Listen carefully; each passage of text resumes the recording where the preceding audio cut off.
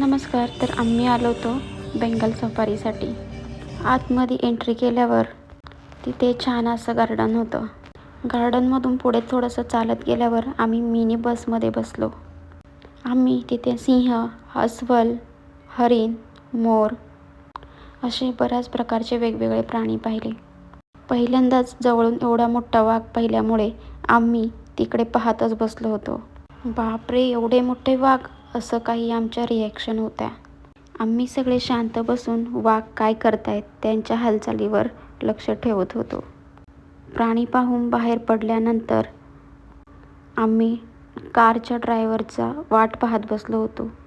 जवळजवळ ते अर्धा तास आलेच नाही. कुठे गेले होते काय माहीत नाही.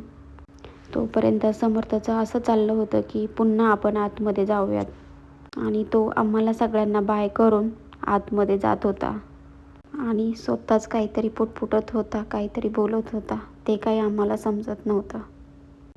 परत पुढे समर्थला दादाची आठवण आल्यामुळे दादा दादा असं काहीतरी चाललं होतं आणि तिथे खूप साऱ्या साळुंक्या होत्या. साळुंक्या उडताना पाहून त्याला फार मजा येत होती. तो त्यांच्या मागे पळत होता.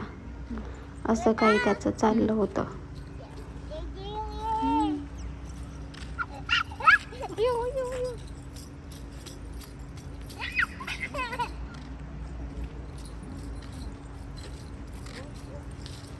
नंतर पुढे आम्ही एका बुद्धिस्ट टेम्पलमध्ये गेलो होतो. तिथे दर्शन घेतलं. दर्शन करून झाल्याच्या नंतर तिथे असं काहीतरी फिरवायला असतं. सगळे फिरवत असतात म्हणून आम्ही फिरवलं. माहीत नाही का फिरवतात, पण आम्ही इथे फिरवलं. नंतर पुढे आम्ही एका ब्रिटिशकालीन ब्रिजवर गेलो होतो. आमच्या कारच्या ड्रायव्हरने असे सांगितले की ह्या ब्रिजवरून भूतान या देशामध्ये जाण्यासाठी 3 तास लागतात. पुलावरून असं काही छानसं बाहेरील निसर्गरम्य परिसर दिसत होता.